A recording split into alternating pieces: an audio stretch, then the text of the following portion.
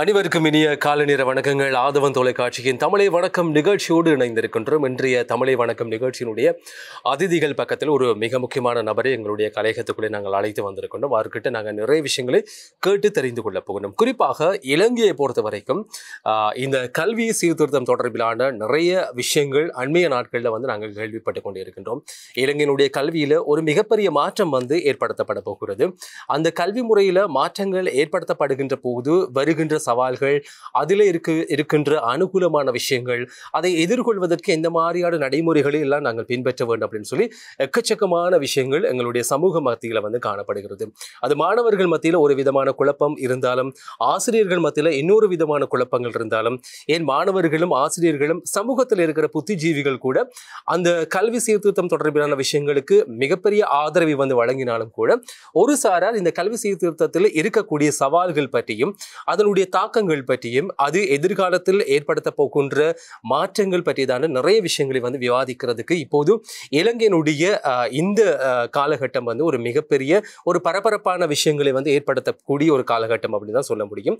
எனவே இந்த அரசாங்கம் உருவாக்கப்பட்டதுக்கு பின்பதாக இந்த அரசாங்கத்தினுடைய கொள்கைகள், அவங்களுடைய நடவடிக்கைகள் என்பது சார்ந்த விஷயங்கள் ஒரு பக்கம் இருக்கின்ற போது கல்வி சீர்திருத்தம் தொடர்பிலான பல விடயங்களை முன்னோக்கி கொண்டு நகர்த்துவதற்கு மிகப்பெரிய பிரயத்தனங்களை ஏற்படுத்தி கொண்டிருக்கிறார்கள். எனவே இலங்கையினுடைய கல்வி சீர்திருத்த தன்மை இப்போது இருக்கிற காலகட்டத்தில் பல பேருக்கு அது வெளிப்படை தன்மையாக இல்லை அப்படின்ற ஒரு விஷயம் காணப்படுகிறது.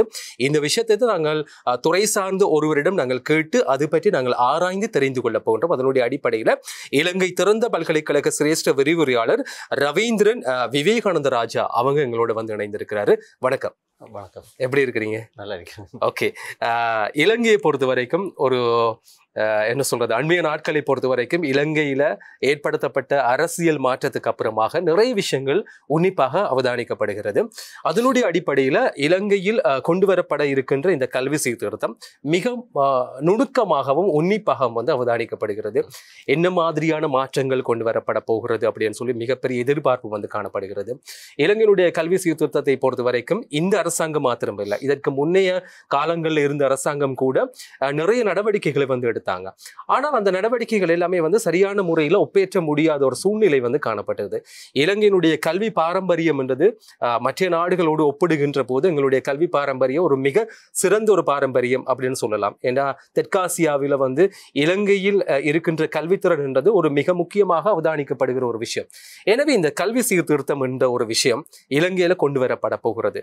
இதனுடைய வெளிப்படைத்தன்மை என்றது இல்லை அப்படின்னு சொல்லி பலராலும் சொல்லப்படுகிற ஒரு விஷயமா காணப்படுகிறது. அதை பற்றி அதனுடைய ஒரு அறிமுகத்தை நீங்க ஆரம்பத்துல சொன்னீங்க அப்படின்னு சொன்னா அதுக்கப்புறம் நிறைய விஷயங்களை நாங்க கேட்டு தெரிந்து கொள்ளலாம். நிச்சயமாக. முதலில் ஆதவன் தொலைக்காட்சிக்கும் மற்றும் உங்களுக்கும் ஏனைய உறுப்பினர்களுக்கும் வாய்ப்பினை வழங்கியமைக்காக நன்றியை தெரிவித்துக் கொண்டு இப்பொழுது நான் உங்களது வினாவுக்கு வருகின்றேன். உங்களுக்கு தெரியும், ஒரு நாட்டினுடைய அபிவிருத்தி சுட்டம் என்ற ஒரு விடயத்தை நாங்கள் தீர்மானிக்கக்குள்ள இரண்டு விடயங்களை நாங்கள் பிரதானமாக அவதானிப்போம். ஒன்று கல்வி, மற்றது சுகாதாரம். இப்போ கல்வி நிலை, சுகாதார நிலை எவ்வாறு இருக்கின்றது என்ற அடிப்படையாக அந்த நாட்டினுடைய அபிவிருத்தி சுட்டம் தீர்மானிக்கப்படும். அபிவிருத்தி மற்ற ஏனைய அபிவிருத்திகள் என்ற விடயங்கள் இருந்தாலும் அந்த வகையில் ஒரு நாடு அபிவிருத்தியை முன்னோக்கி கொண்டு செல்ல வேண்டும், உரிய நேரத்தில் அபிவிருத்தி அடைய வேண்டும் என்ற ஒரு முன்னேற்போடு செயற்படக்குள்ள கல்வி அங்கு ஒரு முக்கியமான காரணியாக காணப்படும். உங்களுக்கு தெரியும், எங்களுக்கு ஒரு நாட்டினுடைய அந்த பட்ஜெட் சம்பந்தமான விடயங்கள்ல எல்லாம் கல்விக்கும் சுகாதாரத்துக்கும் தான் அதிக முக்கியத்துவம் கொடுப்பாங்க. ஏனென்று சொன்னால் அந்த இரு துறைகளும் அபிவிருத்தியை நோக்கி அபிவிருத்தி அடைகின்ற போதில் மாத்திரம்தான் அந்த நாடும் முழுமையான ஒரு அபிவிருத்தி அடைந்த நாடாக மாறிக்கொண்டு செல்வதற்கு வாய்ப்பு இருக்கும். உதாரணமாக நாங்கள் இப்போ எங்களோட ஆசிய நாடுகள் அடிப்படையில் நாங்கள் இப்போ சிங்கப்பூர் எடுத்துக்கொள்வோம். இப்போ சிங்கப்பூர் நாட்டில் அதிகமான அவர்களுடைய அந்த முதலீடு அல்லது அவர்களுடைய அந்த மூலதனம் கல்விக்கும் சுகாதாரத்துக்கும் செலுத்துகிற அந்த அவர்கள் சந்தர்ப்பங்கள் காணப்படுது. அதனால தான் ஒரு மிகவும் ஒரு குறைந்த சனத்தொகை. உங்களுக்கு தெரியும் இலங்கையிலே ஒரு ஒரு பகுதியான நாடென்றும் நாங்கள் சொல்ல முடியாது சிங்கப்பூர். இப்போ இலங்கையில் உங்களுக்கு தெரியும் 22 கிட்டத்தட்ட 22 மில்லியன் மக்கள் தொகை காணப்படுகிறார்கள். ஆனால் சிங்கப்பூர் எடுத்துக்கொண்டால் நாங்கள் 6 மில்லியன் மக்கள், கிட்டத்தட்ட 60 லட்சம் பேர் தான் இருக்கிறாங்க. இப்போ காரணம் என்னென்னு சொன்னால், அவர்கள் மக்கள் தொகையில் குறைந்து காணப்படுகின்ற போதிலும் அவர்களுடைய அதிகமான முதலீடு வந்து கல்வியின் சுகாதாரத்தையும் மையப்படுத்தியதால், முக்கியமாக கல்வி. சிங்கப்பூர் எடுகேஷன் என்று சொன்னாலே அது ஒரு பெஸ்ட் எடுகேஷன் இன் ஏசியா, அதாவது ஆசிய நாடுகளில் ஒரு தரமான கல்வியை வழங்குகின்ற நாடு என்ற ஒரு கருத்து, அது ஒரு நிச்சயமான ஒரு யதார்த்தமான உண்மையும் தான். அதன் அடிப்படையில் இலங்கையில் சிங்கப்பூர் போன்ற ஏனைய அபிவிருத்தி அடைந்த நாடுகளை போன்று கல்வி நிலையை நாங்கள் முன்னோக்கி கொண்டு செல்ல வேண்டும் என்றால், இந்த கல்வி சீர்திருத்தம், கல்வியில் ஏற்படுத்தப்படுகின்ற மாற்றங்கள் என்னென்ன என்ற விடயத்தில் நாங்கள் கவனம் செலுத்த வேண்டும். ஏனென்றால் நாங்கள் ஒரு பாரம்பரியமான கல்வி முறையை தான் பின்பற்றி கொண்டிருக்கின்றோம். முக்கியமாக இந்த பரீட்சை மைய கல்வி, பரீட்சையை மையப்படுத்தியதான கல்வி. மாணவர்களும் பாடசாலை என்றால் அல்லது கல்வி என்றால் பரீட்சை என்ற ஒரு சிந்தனைக்குள்ளே உட்பட்டிருக்கிறார்கள். அந்த புக் ஓரியன்ட் என்று சொல்லுவோம், அந்த புத்தகத்தை மையப்படுத்திய கல்வி முறையை தான் நாங்கள் இப்போ கொண்டிருக்கிறோம். இதிலிருந்து எவ்வளவு தூரம் நாங்கள் மாற்றி அமைக்கலாம், மாற்றத்தை கொண்டு வரலாம் என்ற அடிப்படையில் 2019ஆம் ஆண்டு அன்று காணப்பட்ட அரசாங்கம், அன்றைய காலத்தில் இருந்த அரசாங்கம் இதற்கான முயற்சியை மேற்கொண்டது. படிப்படியாக அந்த முயற்சிகள் சில அரசியல் காரணிகள் மற்றும் சமூக பொருளாதார, இலங்கையில் உங்களுக்கு தெரியும் இந்த கோவிட் மற்றது இந்த பொருளாதார பிரச்சனைகள் போன்ற காரணங்களால் அந்த படிப்படியான அந்த ஏற்படுத்தப்பட்ட அந்த முயற்சி ஒரு பின்தங்கிய நிலையை அடைந்து கொண்டு சென்ற போதிலும் இப்பொழுது இருக்கின்ற அரசாங்கம் அதற்கான ஒரு சரியான முயற்சியை மேற்கொண்டிருக்கிறார்கள். அதை எவ்வாறு நடைமுறைப்படுத்த வேண்டும் என்ற அடிப்படையிலே முயற்சிகளை கொண்டிருக்கின்றார்கள். அது வரவேற்கத்தக்க விடயம். உண்மையிலே ஒரு பல்கலைக்கழகத்திலிருந்து ஒரு விரிவுரையாளர் என்ற அடிப்படையில் நான் நிச்சயமாக இலங்கையில் கல்வி சீர்திருத்தம் என்பது அவசியம், அது சரியான முறையில் நடைமுறைப்படுத்த வேண்டும் என்றதை நான் ஏற்றுக்கொள்கின்றேன். ஆனால் இங்கு நான் ஒரு குறிப்பிட வருகின்ற விடயம் என்னென்று சொன்னால், ஒரு கல்வி சீர்திருத்தம் ஒன்று முன்வைக்கப்பட வேண்டும், அது கொண்டு வரப்பட வேண்டும், இந்த நாட்டினுடைய அபிவிருத்தி அடிப்படையாக கொண்டு அது நடைமுறைப்படுத்தப்பட வேண்டும் என்றால் அதனுடைய வெளிப்படைத்தன்மை வந்து சரியான முறையில் எல்லாருக்கும் போய் சேரணும். எல்லாரும் அது தொடர்பாக அறிந்து கொள்ள வேண்டும். ஏனென்றால் இது ஒரு நாட்டினுடைய அபிவிருத்தியை தீர்மானிக்கின்ற ஒரு விடயம். எல்லா மாணவர்களுடைய கல்வி இது. அப்போ அந்த இடத்துல மாணவர்களும் இதற்கு எவ்வாறு தயார் நிலையை அடைந்து கொள்ள வேண்டும், ஆசிரியர்கள் எவ்வாறு தயார் நிலை அடைந்து கொள்ள வேண்டும், அதனோடு இந்த கல்வியோடு தொடர்புடைய ஏனைய புத்திஜீவிகள், கல்வியலாளர்கள், ஏனைய ஊழியர்கள் அனைவரும் எவ்வாறு தங்களை தயார்படுத்தி கொள்ள வேண்டும் என்ற ஒரு எழுவினா ஒன்று அங்கு காணப்படுகின்றது.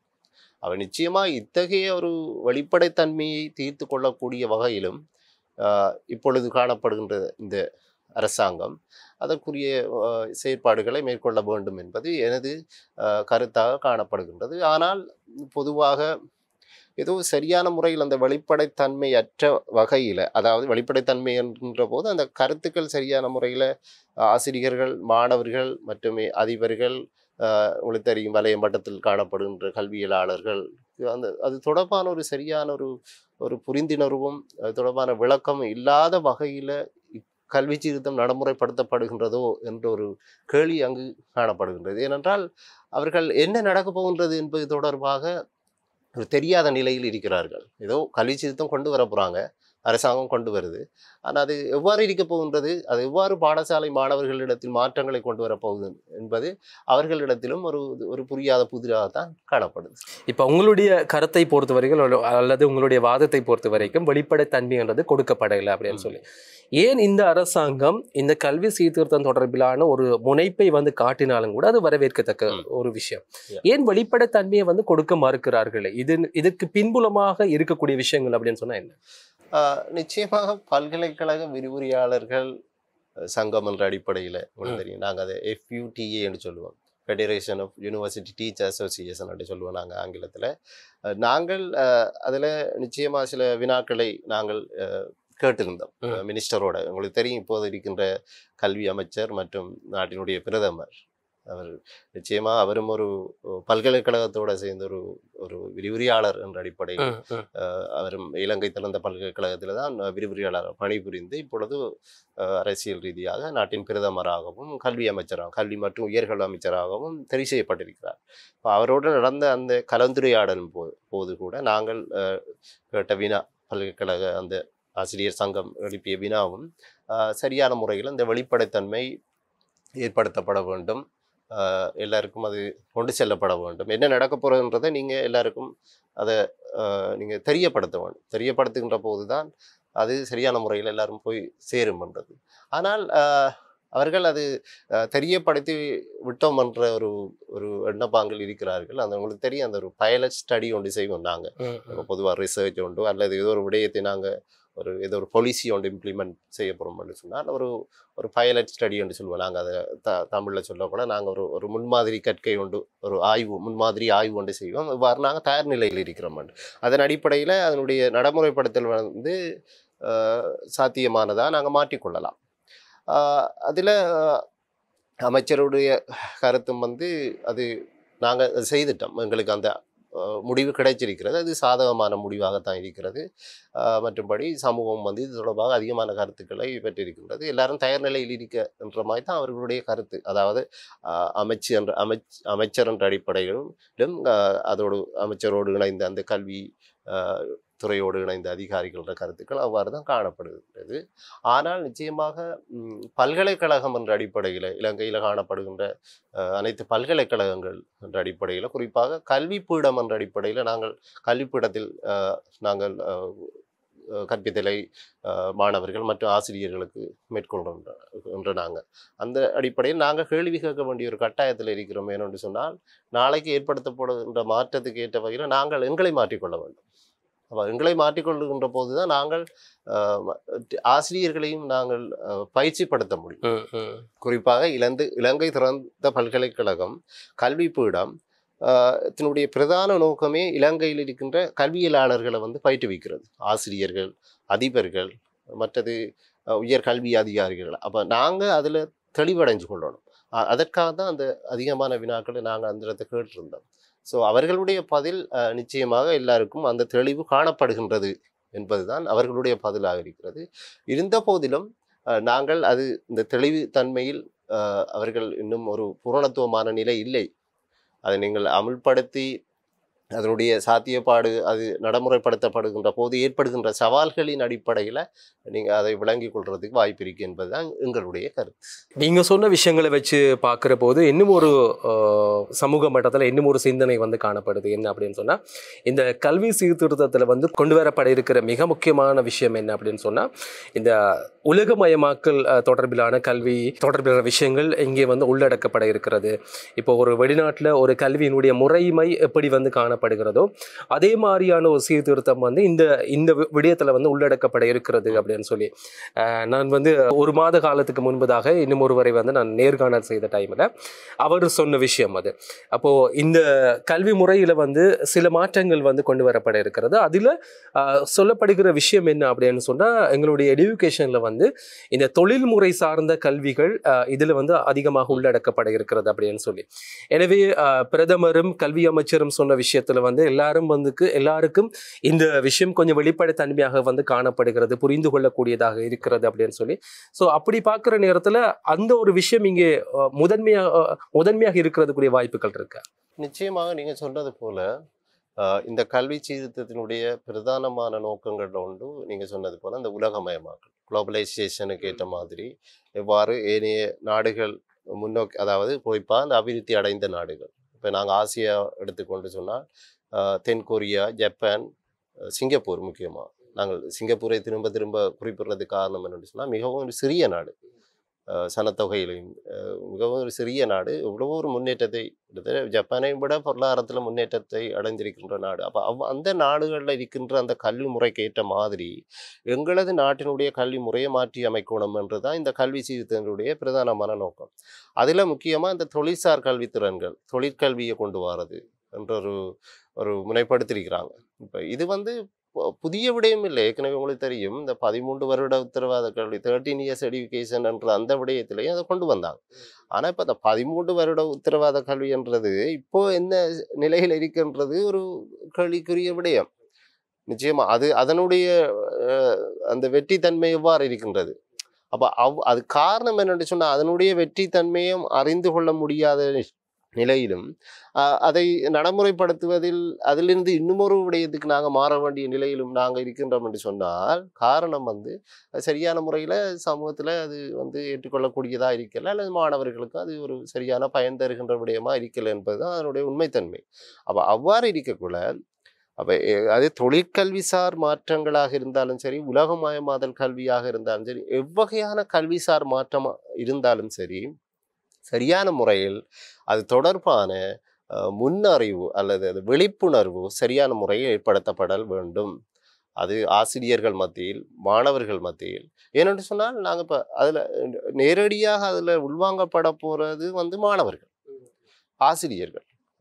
அவர்கள் தான் அதை பயன்படுத்த அந்த ஒரு பயன்படுத்துறதுல அந்த ஒரு சோதனை முறையில் அவர்கள் தான் அங்கு ஒரு ஒரு நிச்சயம் நாங்கள் சொல்லலாம் ஒரு கதாநாயகர்கள் போல உள்வாங்கப்பட போகின்றார்கள். நாங்கள் கருத்துக்களை முன்வைக்கிறாங்க, வெளியிலிருந்து அது எவ்வாறு நடைமுறைப்படுத்தப்படுகின்றது என்பதை அவதானிப்பது மட்டும்தான் எங்களுடைய நோக்கமாக இருக்கும். ஆகவே அவர்கள் நேரடியாக அந்த செயற்பாட்டில் ஈடுபடுகின்றவர்கள் என்ற அடிப்படையில் அவர்களுக்கு அந்த தெளிவுத்தன்மை ஏற்படுத்தப்பட வேண்டும்.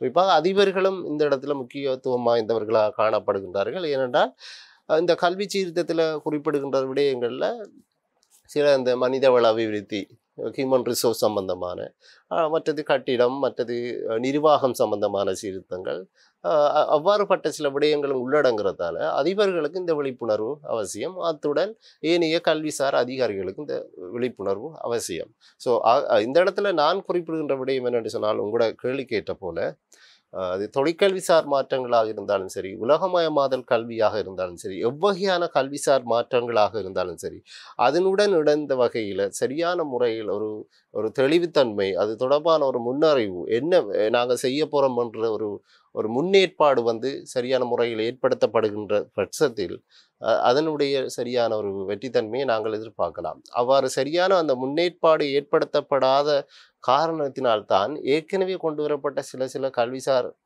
நாம் முன்பு குறிப்பிட்டது போல இந்த 13 வருட உத்தரவாத கல்வி போன்ற பல்வேறுபட்ட கல்விசார் அந்த முனைப்புகள் வந்து இப்பொழுது அதிலிருந்து மாற வேண்டும் என்ற ஒரு கேள்வியை எங்களுக்கு ஏற்படுத்தியிருக்கின்றோம். அப்போ இதை நாங்கள் கவனத்தில் கொள்ள வேண்டும். ஓகே, இந்த கல்வி சீர்திருத்தம் என்றது அவசியம் அப்படின்னு சொல்லி ஒரு மிகப்பெரிய தேவை வந்து நமக்குள்ள வந்து காணப்படுகிறது. மாணவர்களும் அதை எதிர்பார்க்கிறார்கள், ஆசிரியர்கள் எதிர்பார்க்குறாங்க, என் பெற்றோர்கள் கூட வந்து எதிர்பார்க்குறாங்க. ஆனால் ஒரு மிகப்பெரிய ஒரு எக்ஸைட்மெண்ட் வந்து இருக்குது, இதில் என்ன இருக்க போகிறது, எப்படி நாங்கள் அதுக்கு ரெடி ஆகிறது அப்படின்னு சொல்லி. ஆனால் யோசிக்கிற விஷயம் நாளைக்கு வந்து மாற போகிறது வந்து இல்லை, அதுக்கு ஒரு நீண்ட காலம் வந்து எடுக்க இருக்கிறது. எனவே இவ்வாறு வந்து இருக்கிற நேரத்தில் இந்த கல்வி சீர்திருத்தத்தில் வந்து இருக்கப்பட வேண்டிய அல்லது அதுல வந்து உள்ளடக்கப்பட இருக்கின்ற நோக்கங்கள் அப்படின்னு சொன்னா என்ன? நிச்சயமா அவர்கள் இப்பொழுது முன்வைத்திருக்கின்ற அந்த கல்வி சீர்திருத்த கட்டமைப்பு, இதை சிலர் வந்து தவறான ஒரு புரிந்துணர்வும் காணப்படுகின்றது. கலைத்திட்ட சீர்திருத்தம் என்ற ஒரு கருத்து, முழுவதுமாக கலைத்திட்ட சீர்திருத்தம் என்று அப்படின்னு சொன்னா நீங்க எதை மீன் பண்றீங்க? அதாவது இந்த கல்வி சீர்திருத்தம் என்று சொல்லக்குள்ள முழுமையாக இலங்கையில் இருக்கின்ற அந்த கல்வி கட்டமைப்புல மாற்றங்களை கொண்டு வரதுதான். அது உயர்கல்வி என்ற அடிப்படையில் இல்லாமல், உயர்கல்வி என்று சொல்லக்கூட நாங்கள் அந்த யூனிவர்சிட்டி எஜுகேஷன், பல்கலைக்கழக கல்வி மற்றும் தொழிற்சார் கல்வி நிலையை விடுத்து அதிலும் மாற்றங்கள் ஏற்படுத்தப்படுறதுக்கான வாய்ப்பு இருக்குது. இந்த பாடசாலை கல்வி கட்டமைப்பு, அதாவது ஒரு பிள்ளை அந்த முன்பள்ளி கல்வியை பெறுகின்ற நிலையிலிருந்து உயர்கல்வியை பெறுகின்ற கட்டம், அதாவது பல்கலைக்கழகத்துக்கு தகுதி பெறுகின்ற இந்த நிலைமையிலிருந்து என்ன வகையான கல்விசார் மாற்றங்களை ஏற்படுத்தலாம் என்றது ஒரு விடயம் இங்கு முன்வைக்கப்படுகின்றது. அங்கு கலைத்திட்டம் சார் சீர்திருத்தத்தை கொண்டு வராங்க. கலைத்திட்ட சார் சீர்திருத்தம் மாத்திரம் அல்லாமல் பாடசாலை வளங்கள், நிர்வாக கட்டமைப்பு மற்றும் மதிப்பீடு மற்றும் கணிப்பீட்டு முறைகள் ஏற்படுத்தப்பட போகின்ற மாற்றங்கள், அடுத்ததாக இவ்வகையான கல்வி சீர்திருத்தம் தொடர்பாக சமூகத்தில் எவ்வகையான விழிப்புணர்வை ஏற்படுத்த வேண்டும் போன்ற பல்வேறுபட்ட சீர்திருத்தம் சார் விடயங்களும் இங்கு குறிப்பிடப்படுகின்றது. அப்ப இவ்வாறு அனைத்து அம்சங்களையும் உள்ளடக்கியதாக முன்வைக்கப்பட இருக்கின்ற இந்த கல்வி சீர்திருத்தமானது ஒரு பிரதான இலக்கினையும் அதனை அடிப்படையாக கொண்ட சில பகுதி நோக்கங்களையும் கொண்டிருக்கின்றது. இப்ப பிரதான இலக்கு என்று சொன்னா அவங்க என்ன சொல்கின்றார்கள் என்று சொன்னா, இந்த 21ஆம் நூற்றாண்டு சவால்களை வெற்றி கொள்ளக்கூடிய வகையில் இலங்கையில் காணப்படுகின்ற ஒவ்வொரு பிரஜையினையும், அது மாணவர்கள் என்ற அடிப்படையில் ஒவ்வொரு பிரஜையையும் நாங்கள் உருவாக்கி அதனூடான ஒரு நிலையான அபிவிருத்தி மற்றும் ஒரு நாட்டினுள்ளே ஒரு சமானத்தை ஏற்படுத்துறது தான் இதனுடைய பிரதான இலக்கு. கல்வி சீர்திருத்தத்தினுடைய பிரதான இலக்கு. இதை அடிப்படையாக கொண்டு அவர்கள் முன்வைத்திருக்கின்ற சில நோக்கங்கள் என்னென்னு சொன்னால், இப்போ உதாரணமாக நீங்கள் சொன்னது போல உலகமயமாதல் கல்வியை கொண்டு வர்றது ஒரு நோக்கம். உலகமயமாதலுக்கு ஏற்ற வகையில் கல்வியை குளோபல் ஸ்டடீஸ் என்று சொல்கிறாங்க. அது உலகத்துக்கு ஏற்ற மாதிரி நாங்கள் எங்களோட கல்வி கட்டமைப்பை மாற்றி அமைக்கிறது ஒரு விடயம். அடுத்த விடயம் என்னென்னு சொன்னால், இந்த நிலையான கல்வி அபிவிருத்தி இலக்குகள் என்று இருக்குது. சஸ்டைனபிள் டெவலப்மெண்ட் கோல்ஸ், நிலையான அபிவிருத்தி இலக்குகள். அந்த நிலையான அபிவிருத்தி இலக்குகளுக்கு ஏற்ற மாதிரி கல்வியை மாற்றி அமைக்கிறது அடுத்த விடயம். இன்னொரு நோக்கமாக சொல்கிறாங்க, அந்த தொழில் முனைவோர் திறன்கள் என்று சொல்லுவோம். நாங்கள் அந்த நீங்கள் சொன்னது போல் அந்த தொழில்சார் திறன்கள், அந்த ஆண்டர்பிரினியரியல் ஸ்கில்ஸ் என்று சொல்லுவோம். தொழில் முனைவோர் சார் திறன்களை ஏற்படுத்துறது அடுத்தது. மற்றது கல்வியினூடாக சமூகத்தோடு எவ்வாறு நாங்கள் அதிக தொடர்பாடலை மேற்கொள்ள வேண்டும் என்றது அடுத்த ஒரு இலக்கு. அதனால் அந்த அவர்கள் அறிமுகப்படுத்திய அந்த பிரதான 5 தூண்களில் ஒரு தூணாக அந்த சமூக தொடர்பையும் கொண்டு வந்தாங்க. பப்ளிக் அவேர்னஸ் என்ற ஒரு விடயம், சமூக விழிப்புணர்வு. அப்போ சமூகத்தை விழிப்புணர்வு ஏற்படுத்துறதும் அடுத்த ஒரு நோக்கமாக இருக்கின்றது. அதுபோல் அதோடு இணைந்த வகையில் தேசிய கல்விசார் இலக்குகளுக்கு ஏற்ற மாதிரி இருக்கணும். சமத்துவம், ஒரு சகோதரத்துவம் ஏற்படுத்தக்கூடிய வகையில் ஒரு இந்த நாட்டை கட்டி எழுப்புறதும் இந்த கல்விசார் சீர்திருத்தங்கள் இருக்க வேண்டும் என்பதும் நோக்கமாக காணப்படுது. ஆகவே இதான் அதனுடைய இலக்கும், அதுக்கு ஏற்ப காணப்படுகின்ற நோக்கங்களும். இந்த இலக்கு நோக்கங்களை அடிப்படையாக கொண்டு பாடசாலை கல்வி கட்டமைப்பில், அதாவது முன்பள்ளி கல்வியிலிருந்து உயர்கல்வி வரைக்கும், அதாவது பல்கலைக்கழகத்துக்கு தகுதி வருகின்ற அந்த கல்வி நிலை வரைக்கும் எவ்வகையான மாற்றங்களை கொண்டு வரணும் என்பது தான் இப்பொழுது இருக்கின்ற முக்கியமான ஒரு ஏற்பாடு. உதாரணமாக முன்பள்ளி கல்வி என்று நாங்கள் ஒரு விடயத்தை எடுத்துக்கொண்டால், அடுத்ததாக 1 தொடக்கம், அதாவது தரம் 1லிருந்து தரம் 6 வரைக்கும் காணப்படுகின்ற அந்த ஆரம்ப கல்வி பிரிவு.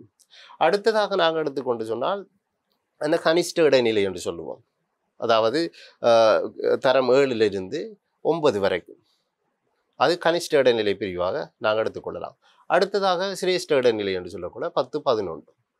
அடுத்தது உயர்கல்வி என்ற அடிப்படையில் உங்களுக்கு தெரியும் 12, 13ஆம் தரங்களில் கல்வி கற்கின்ற அந்த மாணவர்களை நாங்கள் பாடசாலை அந்த கல்வி கட்டமைப்புள்ள கொண்டுடலாம். இந்த ஒவ்வொரு கல்விசார் நிலையிலும் முன்பள்ளி கல்வி, ஆரம்ப நிலை கல்வி, கனிஷ்ட இடைநிலை கல்வி, சிரேஷ்ட இடைநிலை கல்வி, அடுத்தது உயர்கல்வி என்ற அடிப்படையில் என்னென்ன மாற்றங்களை கலைத்திட்டத்தில் கொண்டு வரப்பட வேண்டும் என்றுதான் இங்கு முக்கியமாக சொல்லப்படுகின்ற விடையும். நாங்கள் ஒவ்வொரு பிரிவிலும் என்னென்ன மாற்றங்கள் செய்ய போகிறாங்கன்றதையும் நாங்கள் அவதானிக்கலாம். இலங்கையில் தற்சமயம் கொண்டு வரப்பட இருக்கின்ற இந்த கல்வி சீர்திருத்தம் வந்தது ஒரு மிக முக்கியமான ஒரு விஷயத்தை இந்த சமூகத்துக்கு சொல்ல வருகிறது. அதனுடைய அடிப்படையில் இந்த சீர்திருத்தம் தொடர்பிலான பல விடயங்கள் சமூகத்தில் விவாதிக்கப்பட்டாலும் அதில் சொல்லப்படுகின்ற மிக முக்கியமான விஷயம் அல்லது குற்றச்சாட்டு அல்லது ஒரு மாற்றுக்கருத்தான விஷயம் என்ன அப்படின்னு சொன்னால், அதில் ஒரு வெளிப்படைத்தன்மை இல்லை அப்படின்ற ஒரு விடயம் காணப்படுகிறது. ஆசிரியர்கள் மத்தியில், கல்வியாளர்கள் மத்தியில், மாணவர்கள் மத்தியில்.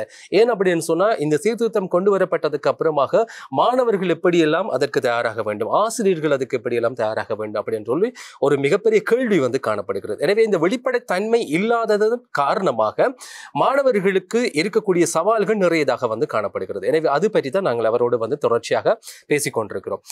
நாங்கள் விளம்பர இடைவெளிக்கு முன்பதாக பல விஷயத்தை பேசியிருந்தோம். அதனுடைய அடிப்படையில் நீங்க கடைசியாக சொன்ன விஷயம் என்ன அப்படின்னு சொன்னா, இந்த கல்வி சீர்திருத்தத்தில் கொண்டு வரப்பட இருக்கின்ற இந்த கலை திட்ட செயற்பாடு, அதில் 2 பிரதானமான விடயங்கள் உள்ளடக்கப்பட்டிருக்கிறது. ஒன்று பௌதீக வளம், மற்றது மனித வளம். இந்த விஷயங்கள் முக்கியமாக காணப்படுகிறது.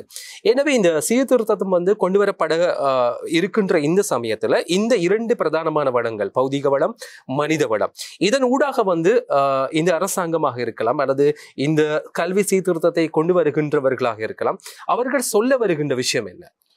நிச்சயமாக இந்த கல்வி சீர்திருத்தத்தில் நான் ஆரம்பத்தில் உங்களுக்கு சொன்னது போல பிரதான தூண்கள் என்று சொல்லி 5 தூண்களை சொல்றாங்க. அதுல ஒரு தூண் நாங்கள் முன்பு குறிப்பிட்டது போல இந்த கலைத்திட்ட மாற்றம், கரிக்குலம் ரிஃபார்ம்ஸ். அடுத்த விடயம் இந்த பௌதீக வளம். அப்போ பௌதீக வளம் என்று சொல்லக்கூட நாங்கள் ஆசிரியர்கள், அதிபர், மாணவர்கள், ஏனைய கல்விசார் அதிகாரிகள் அனைவரும் உள்ளடக்கிய வகையில் காணப்படுகின்ற இந்த மனித வள மேம்பாடு தொடர்பான ஒரு விடயம். அடுத்த விடயம் பௌதீக வளம் மற்றும் நிர்வாக கட்டமைப்பு தொடர்பான மாற்றங்கள். இது 3வது தூண். 4வது தூண் என்ன சொல்றாங்கன்னு சொன்னால், இந்த கணிப்பீடு மற்றும் மதிப்பீட்டில் ஏற்படுத்த போகிற மாற்றங்கள். 5வதாக முக்கியமான ஒரு விடயம் இந்த சமூக விழிப்புணர்வு.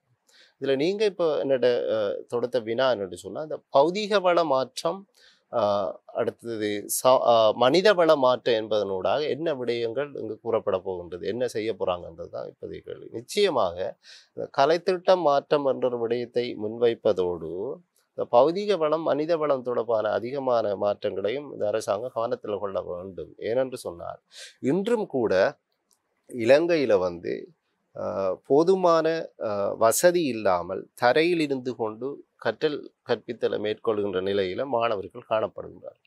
இப்போ உதாரணமாக உங்களுக்கு தெரியும், குறிப்பாக நாங்கள் இந்த இடத்துல அதிகமாக வலியுறுத்தி சொல்லணும்னு சொன்னால் இந்த வடபகுதி, வடக்கு கிழக்கு மற்றும் மத்திய மாகாணம் போன்ற பிரதேசங்களில் இருக்கின்ற பாடசாலைகளில் போதுமான வசதிகளின்மை, தளபாட வசதிகளின்மை, மாணவர்கள் தரையில் இருந்து கொண்டு கற்றலை மேற்கொள்கின்றார்கள். ஆசிரியர்களுக்கும் கூட போதுமான அந்த கட்டிட வசதிகள், தளபாடங்கள் காணப்படுவதில்லை. அப்போ இவ்வாறு ஒரு பிரச்சனை ஒன்று காணப்படுகின்றது. ஆனால் நாங்கள் இன்னொரு பக்கம் எடுத்து பார்த்தோம்னு சொன்னால் தேசிய பாடசாலைகள் என்ற அடிப்படையிலும் விருத்தி செய்யப்பட்ட பாடசாலை என்ற அடிப்படையிலும் தேவைக்கு அதிகமான வளங்களை ஒரு அறையில் பூட்டி கொண்டு வைத்து அதை பயன்படுத்தாமல் அது பயன்பாடற்ற தன்மை அடைகின்ற நிலைக்கு கொண்டு செல்கிற நிலையும் இன்று காணப்படுகின்றது. ஆகவே இந்த வளப்பகிர்வில் வந்து ஒரு சரியான முறையில் ஒரு திட்டமிடல் இல்லை. அப்படி சரியான முறையில் திட்டமிடல் இருந்திருந்தால் ஏன் மாணவர்கள் தரையில் இருந்து கொண்டு கற்றல் கற்பித்தலை மேற்கொள்ள வேண்டும்?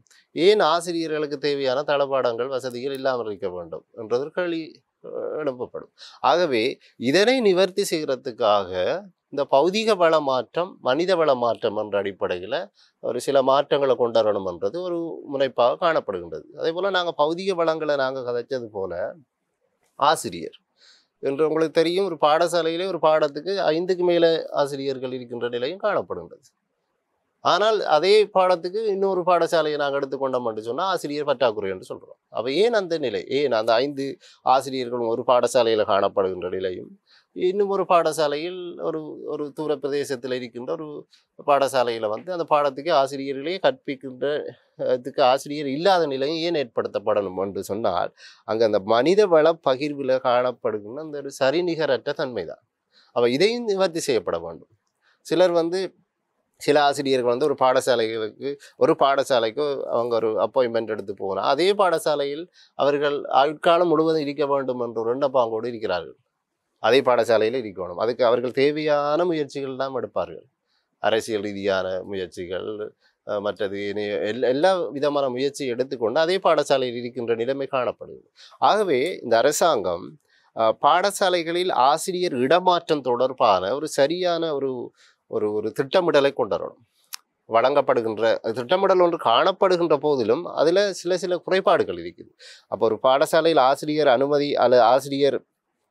அனுமதி வழங்கப்படுகின்றது என்று சொன்னால் அதிலிருந்து அந்த ஆசிரியர் ஏனைய பாடசாலைகளுக்கு எவ்வகையான அந்த கால இடைவெளியில் மாறி செல்ல வேண்டும், அவருடைய அந்த அறிவு பரிமாற்றம் வந்து ஏனைய மாணவர்களுக்கு கிடைக்கக்கூடிய வகையிலும் காணப்பட வேண்டும் என்ற அடிப்படையில் திட்டங்கள் கொண்டாட வேண்டும். அதான் அந்த மனித வள ஆசிரியர் வள பகிர்வில் காணப்படுகின்ற ஒரு நிச்சயமான ஒரு விடயம். ஆகவே இதை கொண்டு வரது இந்த அரசாங்கத்தினுடைய நோக்கம். அதே போல் இந்த பௌதீக வளம், நிச்சயமாக பௌதீக வளத்தை நான் இந்த இடத்துல முக்கியமாக எல்லாருக்கும் சமூகத்துக்கு நான் சொல்ல வேண்டிய விடயம் என்னென்னு சொன்னால், நிறைய மாணவர்கள், நான் ஒரு பல்கலைக்கழக விரிவுரையாளர் என்ற அடிப்படையில் நானும் சில பாடசாலையில் எனது கண்ணால் கண்ட விடயம், நிறைய மாணவர்கள் தரையிலிருந்து படிக்கிறாங்க.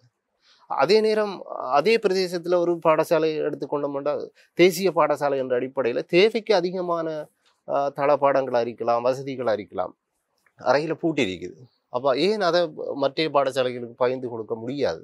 அப்போ இது காரணம் என்ன? இதுக்கு அந்த வலயத்தில் இருக்கிற அந்த வலய கல்வி பணிப்பாளர் அத்துடன் அதிபர் இது தொடர்பான ஒரு ஏற்பாடை ஏன் செய்ய முடியாது என்பது என்னுடைய வினா.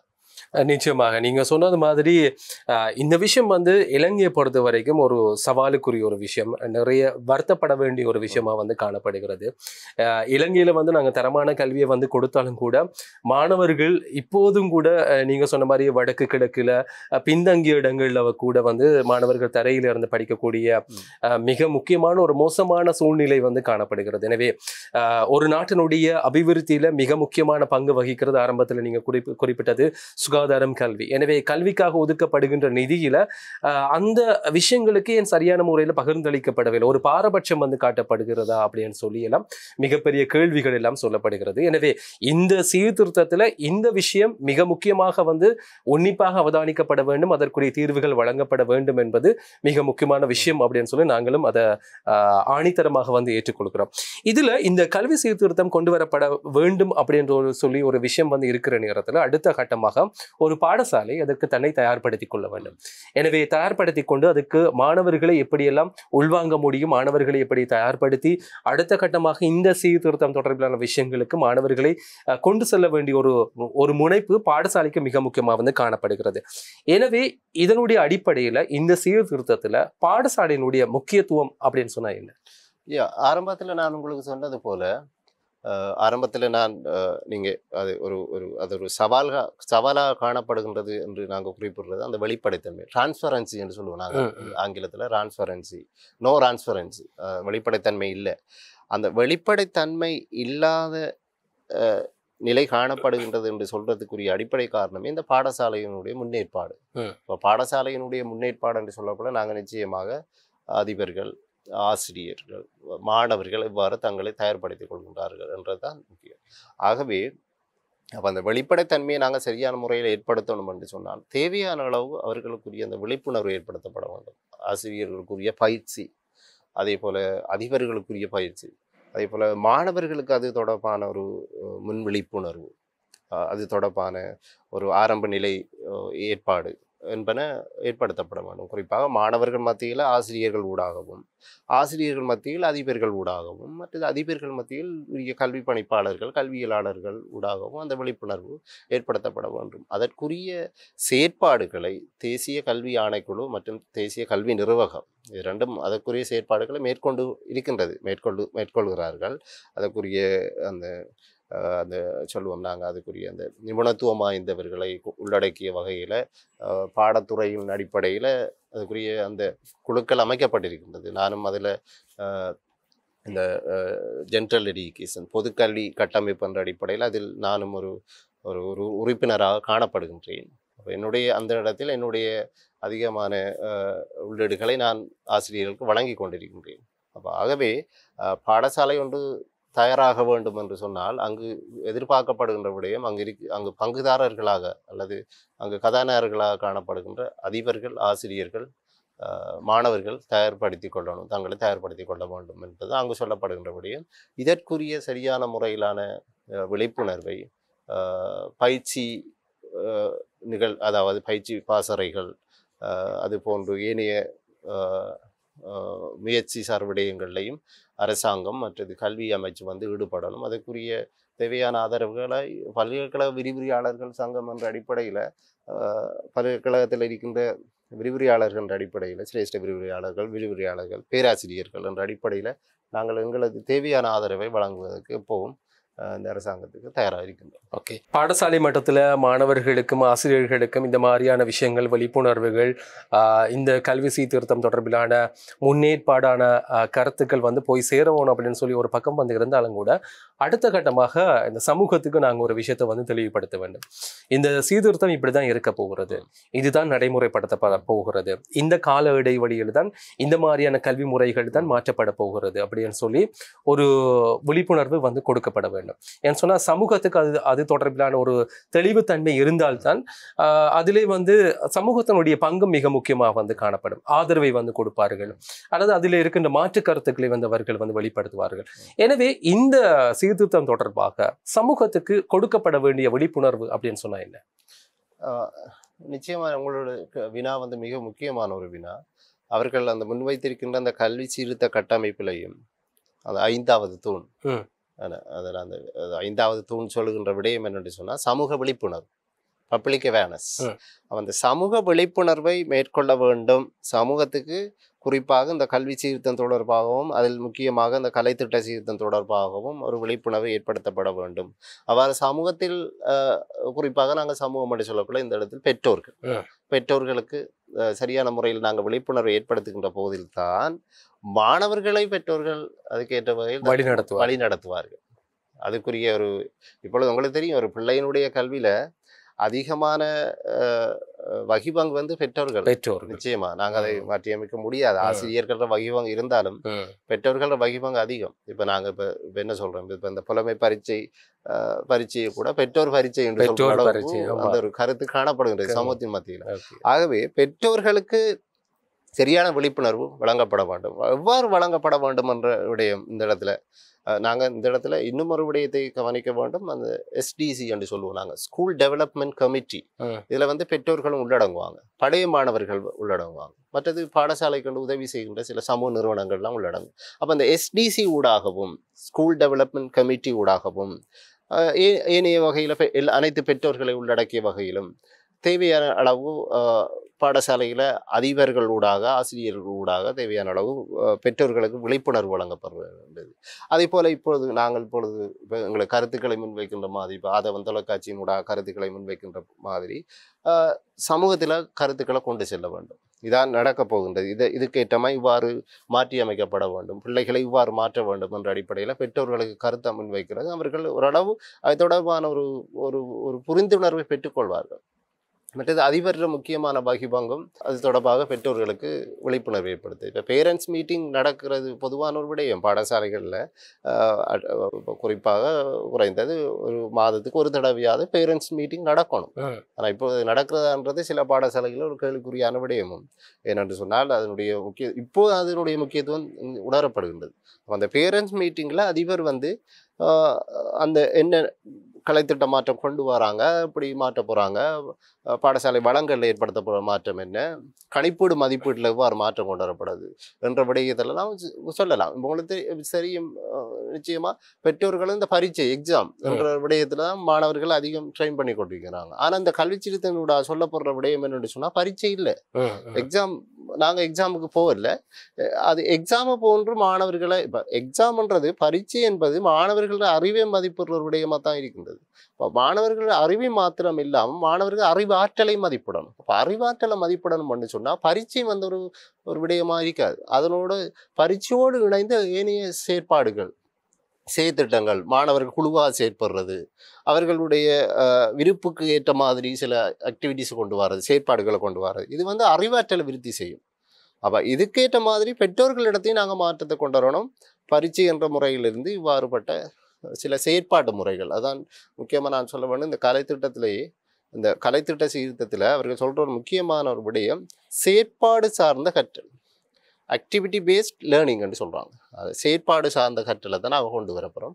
இந்த பரீட்சை மைய கல்வி அல்ல, இந்த எக்ஸாம் ஓரியன்ட் எஜுகேஷனுக்கு நாங்கள் இதிலிருந்து முழுவதுமாக மாறுகின்றோம். செயற்பாடு சார்ந்த கற்றலை கொண்டு வரோம்ன்றது விடயம்.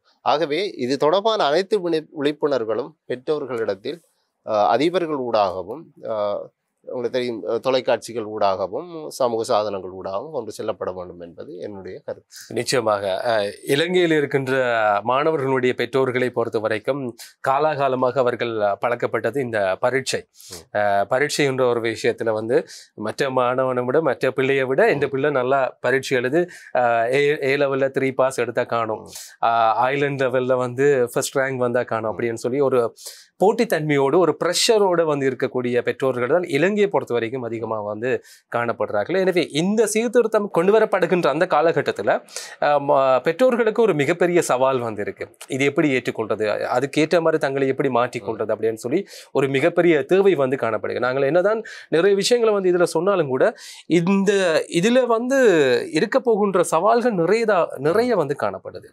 எனவே நான் கேட்குற விஷயம் என்ன அப்படின்னு சொன்னால், இந்த சீர்திருத்தம் வந்து கொண்டு வரப்பட இருக்கின்ற காலகட்டத்தில் வந்து நிறைய சவால்கள் இருக்க போகிறது. அது நம்மளுடைய கண்ணுக்கு முன்னாடியே பல விஷயங்கள் வந்து போகுது. மாணவர்களை அதுக்கு தயார்படுத்தணும், ஆசிரியர்களை அதுக்கு உள்வாங்க வேண்டும், பெற்றோர்களை அதுக்கு தயார்படுத்த வேண்டும், பெற்றோர்களுக்கு அது தொடர்பில் புரிந்துணர்வை வந்து கொடுக்க வேண்டும். ஏன் அப்படின்னு சொன்னால் கொடுத்தா தான் அவர்கள் பிள்ளைகளை வந்து வழி நடத்துவார்கள். எனவே இந்த மாதிரியான சூழ்நிலை வந்து இருக்கிற நேரத்தில் இதில் இருக்கக்கூடிய சவால்கள், அந்த சவால்களை நாங்கள் வெற்றி கொள்ளணும் அப்படின்னு சொன்னால் என்னென்ன மாதிரியான வழிமுறைகளை நாங்கள் கையாளலாம்?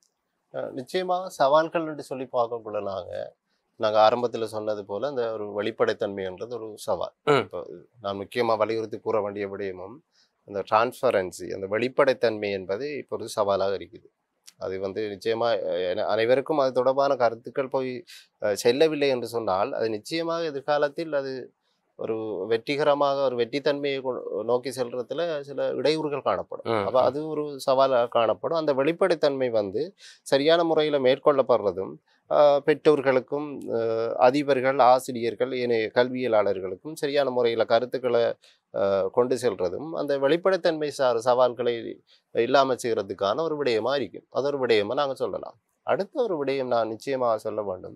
இந்த கல்வி சீர்திருத்தத்தின் ஊடாக, குறிப்பாக அதில் உள்ளடங்கின இந்த கலைத்திட்ட சீர்திருத்தத்தின் ஊடாக சொல்லப்படுற விடயங்கள், சில விடயங்கள் ஏற்றுக்கொள்ள முடியுமா என்ற ஒரு கேள்வியும் காணப்படும். ஏனென்றால் நாங்கள் வந்து ஒரு வளர்ந்து வருகின்ற நாடு, என்ற அடிப்படையில் அதிலையும் வளர்ந்து வருகின்ற நாட்டிலையும் பின்தங்கிய நிலையிலிருந்து வளர்ந்து வருகின்ற நாடு. இப்போ நாங்கள் இந்தியாவை போல இல்லை. இந்தியாவும் ஒரு அபிவிருத்தி அடைந்து வருகின்ற நாடு, இலங்கையும் அபிவிருத்தி அடைந்து வருகின்ற நாடு. ஆனால் 2 நாடுகளுக்கு இடையில அபிவிருத்தி சாரும் வித்தியாசங்கள் இருக்கு. அப்போ அவ்வாறு இருக்கின்ற ஒரு நாடு என்ற அடிப்படையில் கொண்டு வரப்பட போகின்ற சில விடயங்கள், தொழில்சார் கல்வி மாற்றங்கள், அதில் முக்கியமாக அந்த சிட்டிசன்ஷிப் எடியூகேஷன் எல்லாம் சில விடயங்கள் அதில் சொல்லப்பட்டிருக்கிறது. தொழில் முனைவு சார் சிந்தனைகள் எல்லாம் மாணவர்கள் சரியான முறையில் ஏற்றுக்கொள்ளக்கூடிய ஒரு நிலைக்கும், அதை கற்பிக்க அதுக்கு தயார் நிலை அடைகின்ற ஆசிரியர் நிலை, அதிபர்கள் எவ்வாறு தங்களை தயார்படுத்திக் கொள்வார்கள் என்ற ஒரு சவால் காணப்படுது. அவர் சவால் காணப்படுகின்றது என்ற காரணத்தினால் நாங்கள் அதை அமுல்படுத்தப்படக்கூடாது என்பது எனது கருத்தல்ல. அமுல்படுத்தப்பட வேண்டும். அதற்கு முன்பதாக அதோடு தொடர்பான சில பிரச்சனைகளை நிவர்த்தி செய்ய வேண்டும். முக்கியமாக அவ்வாறு நாங்கள் சில பாடங்களை உள்ளடக்கிறோம், பாடங்களை அறிமுகப்படுத்துகிறோம். இப்போ செயற்பாடு சார்ந்த கற்றல் என்று சொல்கிறோம். அப்போ செயற்பாடு சார்ந்த கற்றல் என்று சொல்லக்கூட அதுக்கு தேவையான வளங்கள் தேவை. அப்போ இந்த வளங்கள் இல்லாத நிலையில் பாடசாலைகள் காணப்படுது. அப்போ அந்த வளங்களை சரியான முறையில் நிவர்த்தி செய்யக்கூடாது அந்த செயற்பாடு சார்ந்த கற்றலை கொண்டு வரலாம். மொடியூல் சிஸ்டம் கொண்டு வர போகிறாங்க. இப்போ பாடம் என்றது சொல்கிறத விட மொடியூல், அதாவது ஒரு தொகுதி, கற்றல் தொகுதி, ஸ்பெசிஃபிக்காக சில விடயங்களை ஃபோக்கஸ் பண்ணி அறிமுகப்படுத்துகிறாங்க. இப்போ இடைநிலையில் சிரேஷ்ட இடைநிலை, உயர் தர வகுப்புகள், அந்த கனிஷ்ட இடைநிலை பிரிவிலும் கூட அந்த மொடியூல் சிஸ்டத்தோட கிரெடிட் சிஸ்டம் கொண்டு வராங்க. அதாவது அந்த தரநிலை என்று சொல்லுவோம். இந்த கிரெடிட் சிஸ்டம்ன்றதை இன்று ஆசிரியர்கள், அதிபர்களுக்கு கிரெடிட் என்னென்று சொல்ல தெரியாத நிலையும் காணப்படுது. ஏன்னா இந்த கிரெடிட் சிஸ்டம்ன்றது பல்கலைக்கழகங்கள் தான் அதிகம் பயன்படுத்தப்படும். இத்தனை பாடம் இந்த கிரெடிட் என்று சொல்லி நாங்கள் பயன்படுத்துவோம். அப்போ இது பாடசாலைகளில் கொண்டு வரக்குள்ள இது ஒரு சவாலாக இருக்கும். அது தொடர்பான விழிப்புணர்வு ஏற்படுத்தப்படும். கிரெடிட் என்று சொன்னால் அந்த கிரெடிட்டை நாங்கள் எவ்வாறு கணக்கிடுவது, இந்த பாடத்துக்கு எத்தனை கிரெடிட் வழங்குவது போன்ற விழிப்புணர்வு ஏற்படுத்தப்படுகின்ற போது இந்த கலைத்திட்டம் சார் அல்லது கல்வி சீர்திருத்தம் சார் சவால்களை நாங்கள் நிவர்த்தி செய்து கொள்ளலாம். அடுத்ததாக முக்கியமாக சவால் என்ற அடிப்படையிலும் அதை நிவர்த்தி செய்யக்கூடிய வகைகள் என்ற அடிப்படையிலும் இந்த சமூகம் தொடர்பான விழிப்புணர்வு, சமூகத்தில் அதை நிச்சயமாக பெற்றோர்கள் எக்ஸாம் என்ற ஒரு சர்க்கிள்ல இருந்துட்டாங்க. காலங்காலமாக வருடமாக எக்ஸாம் என்ற சர்க்கிள்ல இருந்ததால் அவர்களுக்கு திடீரென்று பெற்றோர்களை மாற்றி எடுக்கிறன்றது ஒரு சவாலான விடயம். அதை படிப்படியாக சரியான முறையில் கல்வியலாளர்கள் என்ற அடிப்படையில் அனைவரதும், ஆசிரியர்கள், அதிபர்கள் என்ற அனைவரதும் ஒரு வகிபாகமாக காணப்படும். ஆகவே இவ்வாறுபட்ட குறிப்பிட்ட சில சவால்களை சரியான நடவடிக்கைகள் ஊடாக நாங்கள் நிவர்த்தி செய்து கொள்ள முடியும் என்பது என்னுடைய கருத்தாக காணப்படும். ஓகே, இந்த கல்வி சீர்திருத்தத்தில் இந்த மாதிரியான ஒரு வெளிப்படைத்தன்மை இல்லை அப்படின்னு சொல்லி ஒரு பக்கம் ஒரு விவாதமாக முன்வைக்கப்பட்டாலும் கூட இப்போது பாடசாலைகளில் இன்னும் ஒரு பிரச்சனை காணப்படுகிறது. என்ன அப்படின்னு சொன்னால் இந்த நேரம் அதிகரிக்கப்படுகிறது. அது ஒரு பெரிய ஒரு பிரச்சனையாக காணப்படுது. நேரம் அதிகரித்தா அடுத்த கட்டம் அது என்ன ஆகும்? பிள்ளைகள் படிக்கிறதுல ஒரு மிகப்பெரிய மந்த நிலை ஏற்படக்கூடிய வாய்ப்புகள் காணப்படுகிறது. இப்போதெல்லாம் பிள்ளைகளை பொறுத்த வரைக்கும் பாடசாலை கல்வியை தாண்டி தனியார் கல்வியில தங்கி இருக்கிற நிலைமை அதிகமாக காணப்படுகிறது. எனக்கு தெரிந்த மிகப்பெரிய தேசிய பாடசாலைகள்ல கூட படிக்கிற பிள்ளைகள் அந்த பாடசாலையினுடைய கல்வி நேரத்தை தவிர்த்து தனியார் கல்வி நிலையங்களுக்கு சென்று தங்களுடைய கல்வி நடவடிக்கைகளை மேற்கொள்கிற நிலைமை எல்லாம் இப்போது காணப்படுகிறது. எனவே இந்த நேர அதிகரிப்புன்றது ஒரு மிகப்பெரிய பிரச்சனைகளை இலங்கையை பொறுத்த வரைக்கும் உருவாக்கக்கூடிய வாய்ப்புகள் காணப்படுகிறது. இதை பற்றி நீங்க என்ன நினைக்கிறீங்க? நிச்சயமா உங்களுக்கு தெரியும், ஒரு பாடசாலையில ஒரு பாடத்தை கற்பிக்கிறதுக்குன்னு சொல்லி குறிப்பிட்ட நேரம் தான் வழங்கப்பட்டது. குறிப்பாக 40 நிமிடங்கள்ல ஒரு பாடத்தை கற்பிக்கணும். ஆனால் அது ஆரம்ப பிரிவுகள்ல அந்த நேரம் சற்று குறைவாக காணப்படும். இப்போ சொல்லப்பட்டிருக்க கருத்து என்னன்னு சொன்னா, 40 நிமிடங்கள் வந்து 50 நிமிடங்களாக மாற்றப்படுகின்றன. அப்போ அந்த நேர அட்டவணையில் பாடசாலை அடிப்படையில் மாற்றங்கள் கொண்டு வருது. அது முழுமையாக அந்த பாடசாலை நேரத்தில் ஒரு 30 நிமிடங்கள் அதிகரிக்குது.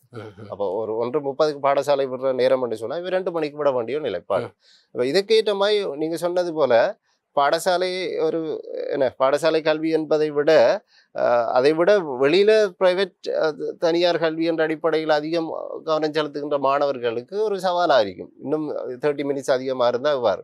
அதே போல் ஆசிரியர்கள் அடிப்படையில் இப்போ தூர இடங்கள்லேருந்து பிரயாணம் செய்கின்ற ஆசிரியர்கள், தொடர்ச்சியாக பிரயாணம் செய்கின்ற ஆசிரியர்களுக்கும் அது அந்த நேர அதிகரிப்பு என்பது ஒரு சவாலான விடயம்தான்.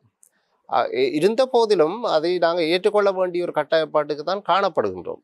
ஏனென்றால் அது அதிகமான நேரம் அல்ல, ஒரு 30 நிமிடங்கள் அதிகரிக்கப்படுகின்றது. ஆகவே அந்த பாட நேர அளவிலேயும் மாற்றங்கள் கொண்டு வரப்படுகின்றது. ஸோ அதை நாங்கள் ஏற்றுக்கொள்ளலாம்.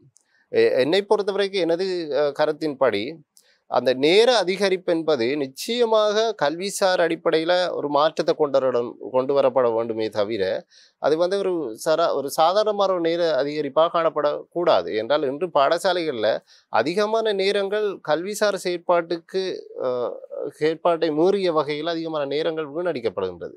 அது இனிய இதர செயற்பாடுகளாக இருக்கலாம், அல்லது ஆசிரியர்கள் அது தனிப்பட்ட சில நிகழ்வுகளை அடிப்படையாக கொண்ட அந்த நேர வீண்விரயம் என்பது அதிகமாக இருக்கின்றது. அப்போ அந்த நேர வீண்விரயத்தை மாற்றி அமைக்கக்கூடிய வகையில் இந்த நேர அதிகரிப்பு காணப்பட வேண்டும். அதுக்கேற்ற மாதிரி தயார் நிலையை அனைவரும் அடைந்து கொள்ள வேண்டும் என்பது எனது கருத்தாக காணும். ஓகே, பொதுவாக இந்த கல்வி சீர்திருத்தம் என்பது இலங்கையில் காலகாலமாக எல்லாராலையும் வந்து முன்வைக்கப்படுகின்ற ஒரு விஷயம், கொண்டு வரப்பட வேண்டும் அப்படின்னு சொல்கிறது. இப்போது இருக்கின்ற அரசாங்கத்தை விட முன்னர் இருக்கின்ற அரசாங்கம் கூட நீங்கள் சொன்ன மாதிரி 2019ஆம் ஆண்டு அதை வந்து கொண்டு வந்தார்கள். ஆனால் அதை சரியான முறையில் வந்து நடைமுறைப்படுத்த முடியாமல் வந்து போனது. இந்த நடைமுறைப்படுத்த முடியாமல் போனதுக்குரிய காரணங்கள் அப்படின்னு சொல்லப்படுகின்ற விஷயங்கள், இலங்கையில் இருக்கிற புத்திஜீவிகள், அது கல்வியலாளர்கள் சொல்லுகின்ற விமர்சனம் அப்படின்னு சொன்னா என்ன? நிச்சயமாக நீங்கள் சொன்னது போல கொண்டு வரப்பட்டது ஒரு வருடத்தில் அதை நடைமுறைப்படுத்துறதுக்கான ஒரு படிமுறை மாற்றங்கள் மேற்கொள்ளப்பட்டு கொண்டிருக்கின்றது. இப்போ 2019ஆம் ஆண்டு இருந்த அன்றைய அரசாங்கம், அன்றைய கல்வி அமைச்சில் காணப்பட்ட அதிகாரிகள், அமைச்சர் கொண்டு வந்த விடயத்தை தொடர முடியவில்லை. ஏனென்று சொன்னால் அரசியல் மாற்றம் என்று வரக்கூட நிச்சயமாக ஒரு புது அரசியல் மாற்றம் வரக்கூட ஒரு புது கருத்தாக தான் இருக்கும் அவர்களுடைய. இதுக்குள்ள இன்னொரு விஷயத்தை வந்து நான் கேட்கிறேன் அப்படின்னு சொன்னா, இப்போது இருக்கிற அரசாங்கம் இந்த கல்வி சீர்திருத்தத்தை வந்து கொண்டு வர்றாங்க. எனக்கு தெரிந்து இதனுடைய நடைமுறை வந்து 5 வருடங்களுக்கு அப்புறமாக. எனவே சில வேளை அரசியல் மாற்றங்கள் வந்து நிகழ்ந்தா இதனுடைய நிலைப்பாடு என்னவா இருக்கு? அதான் அது ஒரு பிரச்சனைக்குரிய விடயம் தான். அதான் அந்த இடத்துல அந்த வெளிப்படைத்தன்மை என்பதோட அது ஒரு சவால் தான். அதான் முக்கியமான காரணம். நான் இந்த இடத்துல சமூகத்துக்கு நான் எல்லாருக்கும் சொல்ல வேண்டிய விடயம், ஒரு போதும் அரசியல் வந்து கல்வியிலேயோ சுகாதாரத்திலேயோ செல்வாக்கு செலுத்தக்கூடாது. ஏன் நாங்கள் இப்போதும் சிங்கப்பூரை பத்தி காய்ச்சி கொண்டிருக்கிறோம் அப்படின்னு சொன்னா, சிங்கப்பூர் அரசியல் என்பது அது கல்வியை மேம்படுத்துகிற காரணியா இருக்குமே தவிர அது வந்து கல்வியை மாற்றுறது இல்லை. ஆனால் எங்களோட வளமுக நாடுகள், எங்களை போன்ற சில நாடுகள் வந்து அரசியல் மாற்றம் கல்வியில மாற்றத்தை ஏற்படுத்தும். அதில் தான் இந்த கல்வி சீர்திருத்தமும் 2019 இன்று வரைக்கும் தொடர்ச்சியாக வந்து கொண்டு படம் இருக்கிறது. இப்போ 2031 அனைத்தும் நிறைவு பெறும்ன்றதை இந்த அரசாங்கத்தினுடைய நிலைப்பாடு. அதற்குள்ள அடுத்த கட்டமாக ஏற்படுகின்ற சில அரசியல் மாற்றங்கள் அல்லது அதே அரசியல் நிலை இருந்தாலும் சில மனநிலை மாற்றங்களும் சில மாற்றங்கள் கொண்டு வரலாம், அல்லது சில அரசியல் மாற்றங்களும் நிச்சயமாக இவர்களது கருத்துக்களிலிருந்து சில மாற்றங்களை கொண்டு வரும். இதனால் பாதிப்படைய போவது மாணவர்கள், ஆசிரியர்கள். அதில் சரியான தெளிவுபடுத்தலின்மை, வெளிப்படைத்தன்மை இல்லாமல் பாதிப்பு ஏற்படும். ஆகவே அரசியல் கல்வியை மாற்றி அமைக்கின்ற காரணியாக காணக்கூடாது, கல்விதான் அரசியலை மாற்றி அமைக்கின்ற ஒரு காரணியாக காணப்பட வேண்டும் என்ற ஒரு நிலைப்பாடை கொண்டு வரக்கூட எங்களுக்கு அரசியல் ஒரு சவாலாக காணப்படும். பொதுவாக பாடசாலையில கல்வி கற்கிற மாணவர்களுக்கு ஒரு புதிதான ஒரு விஷயத்துக்குள்ள தங்களை ஈடுபடுத்தி கொள்றதுக்கு ஒரு கால அளவு வந்து தேவைப்படுகிறது. அரசாங்கம் இந்த மாதிரியான விஷயத்தை கொண்டு வர்றாங்க, கல்வி சீர்திருத்தத்தை வந்து மேற்கொள்ள போறாங்க அப்படின்னு சொல்லி ஒரு செயற்திட்டம் பரிந்துரைக்கப்படுகின்ற நேரத்தில் மாணவர்கள் அதனை உள்வாங்கி அதுக்கு அடாப்ட் பண்ணி கொள்றதுக்கு ஒரு கால அவகாசம் வந்து எடுத்துக்கொள்ளும். எனவே புதிய கல்வி சீர்திருத்தம், புதிய நடைமுறைகள், புதிய செயற்திட்டங்கள், புதிய கல்வி சார்ந்த உள்ளடக்கங்கள், இந்த மாதிரியான விஷயங்கள் வந்து மாணவர்கள் மத்தியில் ஆரம்பத்திலே வந்து கொஞ்சம் கொஞ்சமாக திணிக்கப்படுகிற நேரத்துல மாணவர்களுக்கு அது சார்ந்த விஷயங்களை எடுத்துக்கொள்றதுல ஒரு உளவியல் சார்ந்த பிரச்சனைகள் வந்து வருவதற்குரிய வாய்ப்புகள் நிறைய வந்து காணப்படுகிறது. எனவே இதுல இருந்து ஒரு மாணவர்களாக இருக்கலாம் அல்லது ஆசிரியர்களாக இருக்கு, என்ன மாணவர்களுக்கு பயிற்ற வேண்டியவர்கள் அவர்கள். எனவே அவர்கள் இதுல இருந்து விடுபட வேண்டுமாக இருந்தால் அது ஒரு சரியான செயற்திட்டத்துக்குள்ள வந்து அவர்கள் பயணம் செய்ய வேண்டுமா இருந்தால் எவ்வளவு கால அவகாசம் அவர்களுக்கு வந்து கொடுக்கப்பட வேண்டும்? நிச்சயமா நாங்க காலம் என்று சொல்லி நாங்க அதை வரையறுக்கக்குள்ள இப்பொழுது அரசாங்கம் சொல்லியிருக்கின்ற விடயம் 2026ஆம் ஆண்டு ஜனவரி மாதத்திலிருந்து இந்த கல்வி சீர்திருத்தத்தின் ஊடாக முன்வைக்கப்படுகின்ற முக்கியமான விடயம் தரம் 1, தரம் 6 இது 2 வகுப்புகள்லையும் கலைத்திட்டத்தோடு இணைந்த வகையில் சில மாற்றங்கள். அத்துடன் பௌதிக வளம், மனித வளம் தொடர்பான, ஆசிரியர் உள்ளீர்ப்பு தொடர்பான விடயங்கள், சமூக விழிப்புணர்வு தொடர்பான விடயங்கள்லாம் படிப்படியாக மேற்கொள்ளப்படும். ஆனால் அந்த கலைத்திட்டம் என்ற அடிப்படையில் தரம் 1, தரம் 6 இங்கே தரம் 6 கூட எங்களுக்கு ஒரு பெரிய ஒரு சவால் இருக்குது, இந்த புலமை பரீட்சை, ஸ்காலர்ஷிப் எக்ஸாம். ஆனால் இப்போதைய கல்வி சீர்திருத்தத்தில் சொல்லப்பட்டிருக்கிற விடயம் இந்த ஸ்காலர்ஷிப் என்ற எக்ஸாம் என்ற விடயம் கதைக்கப்படலை. அப்போ இந்த புலமை பரீட்சை என்ற விடயம் தேவையில்லை என்ற ஒரு நிலைப்பாடு இப்போதைக்கு. ஓகே, அது நடைமுறைப்படுத்தப்படுகிறதுன்னு சொன்னா அது என்ன செய்யறாங்கன்னு சொன்னா தேசிய ரீதியான ஒரு பரீட்சையாக தரம் 9ல கொண்டு வராங்க. நேஷனல் அசஸ்மெண்ட் டெஸ்ட்னு சொல்லி தேசிய கணிப்பீட்டு பரீட்சைன்னு சொல்லி. ஆனா அது அந்த மாதிரியான நடைமுறை கிட்டத்தட்ட ஒரு நான் நினைக்க 20 வருஷத்துக்கு முன்னாடி இருந்து 15 வருஷத்துக்கு முன்னாடி இருந்து நாங்க அதை சொல்லுவோம் அந்த மாகாண மட்ட பரீட்சை எக்ஸாம் எடுக்கணும். ஆனால் அந்த பரீட்சை இந்த ப்ரொவின்சியல் எக்ஸாம் என்ற பரீட்சை அது வந்து பாடத்தை மையப்படுத்தியா இருந்தது, 9 பாடத்துக்கு 9 பரீட்சை. ஆனா இவங்க இப்போ கொண்டு வர போற அந்த நேஷனல் அசஸ்மெண்ட் டெஸ்ட் வந்து பாடம் இல்லை, ஒரு உளச்சார்பு தொடர்பான ஒரு பரீட்சையா இருக்க போகுது. அப்போ உதாரணமா அந்த நியூமரேசி, அதாவது எண்ணியல் சார், எண்கள் சார், மற்றது மொழி வளம் தொடர்பான, மற்றது மாணவர்களுடைய அந்த கரியர் டெவலப்மெண்ட், கரியர் சாய்ஸ் தொடர்பான இந்த துறைசார் தெரிவு தொடர்பான ஒரு வினாபத்திரமாக இது காணப்பட போகின்றது. அதுக்கேற்ற மாதிரி கலைத்திட்டமும் அங்கே கற்பித்தலும் மேற்கொள்ளப்படும். அப்போ அந்த பரீட்சையாக தான் இருக்கும். ஆகவே நாங்கள் ஆரம்பத்தில் கழிச்ச அந்த மாகாண மட்டத்தில் நடந்த பரீட்சைக்கும் இந்த தேசிய ரீதியான கணிப்பீட்டு பரீட்சைக்கும் 9ஆம் தரத்தில் கொண்டு வர பரீட்சைக்கும் வேறுபாடு இருக்கின்றது. அந்த பரீட்சையும் கூட 2029 நடைமுறைப்படுத்தப்படும். அதான் அரசாங்கத்தினுடைய கருத்து. 2029 இந்த பரீட்சை நாங்கள் அறிமுகப்படுத்துகிறோம். புலமை பரீட்சை என்ற ஒரு விடயத்தை நாங்கள் அதை இல்லாமல் செய்ய வேண்டிய, நிராகரிக்க வேண்டிய நிலைப்பாடில் இந்த அரசாங்கம் இருக்கின்றது. என்னோட சொன்னால் அது தொடர்பான அந்த புலமை பரீட்சை தொடர்பான கருத்துக்களும் இந்த கலைத்திட்டத்தில் சொல்லப்படலை. அந்த அதுக்குத்தான் மாற்றீடாக இந்த தேசிய ரீதியான அந்த தேசிய கணிப்பீட்டு பரீட்சை ஒன்று கொண்டு வராங்க. ஆகவே இதுக்குரிய காலப்பகுதி என்று சொல்லக்குள்ள அவர்கள் இப்பொழுது தரம் 1, தரம் 6 என்ற வகுப்புகளை முக்கியத்துவப்படுத்தி அதில் மேற்கொள்ளப்படுகின்ற கலைத்திட்டத்து மாற்றங்களை சொல்றதால அதற்குரிய படிப்படியான மாற்றங்கள் இப்பொழுது மேற்கொள்ளப்படுகின்றது. இப்போ தேசிய கல்வி நிர்வாகம் வந்து அதுக்குரிய பயிற்சிகள் ஆசிரியர்களுக்கு வழங்குது. முக்கியமாக கலைத்திட்டம் இலங்கையில் கலைத்திட்ட சீர்திருத்தம் தொடர்பாக இலங்கை தேசிய கல்வி நிர்வாகம் வந்து முக்கிய பங்கு வகிக்கிறதால அதுக்குரிய செயற்பாடுகளை மேற்கொண்டது. அது பாலிசி டெவலப்மெண்ட், அது தொடர்பான தியரிஸ், கொள்கைகள் என்ற அடிப்படையில் தேசிய கல்வி ஆணைக்குழு வந்து அதுக்குரிய செயற்பாடுகளை மேற்கொண்டு இருக்கின்றது, மேற்கொண்டு நடைமுறைப்படுத்தப்பட்டு கொண்டிருக்கின்றது. அதுக்குரிய அது நானும் ஒரு வளவலராக அதில் உள்ளடங்கப்பட்டுள்ளேன். ஸோ ஆகவே இவ்வாறு அந்த காலப்பகுதிக்கு ஏற்ற வகையில் அந்த மாற்றங்கள் மேற்கொள்ளப்படுகின்றது. ஆகவே இன்னும் ஒரு ஏறத்தாழ 3 மாதங்கள் அப்படி இருக்கிறதால அதுக்குரிய சரியான பயிற்சிகளும் விழிப்புணர்வுகளும் வழங்கப்படும் அனைவருக்கும். அதன் அடிப்படையில் 2026 ஜனவரியிலிருந்து அந்த மாற்றங்களை அவர்கள் கொண்டு வருவார்கள். அதற்கு அடுத்ததாக செய்யப்பட போகின்ற மாற்றங்கள் அதுதான் மிக முக்கியமான மாற்றங்களாக சொல்லணும். இந்த இடைநிலை பிரிவில் நிறைய மாற்றங்கள் கொண்டு வராங்க. நிறைய மொடியூல் சிஸ்டம் என்ற அடிப்படையிலும், கிரெடிட் சிஸ்டம் என்ற அடிப்படையிலும், ஸ்டெம் எடுகேஷன் என்று சொல்லுவோம் நாங்கள், அந்த சயின்ஸ் அண்ட் டெக்னாலஜி, மேத்தமெட்டிக்ஸ் தொடர்பான விடயங்கள் என்ற அடிப்படையில் நிறைய மாற்றங்கள் கொண்டு வர போகின்றது. அதுக்கு நிறைய காலங்களை நாங்கள் எடுத்துக்கொள்ளணும். அதான் அவர்கள் அந்த 2031ஆம் ஆண்டு என்று சொன்னதுக்கு காரணம் அந்த கால அதிகரிப்பு எடுக்கணும் என்ற அடிப்படையில் தான் அதை சொல்கிறாங்க.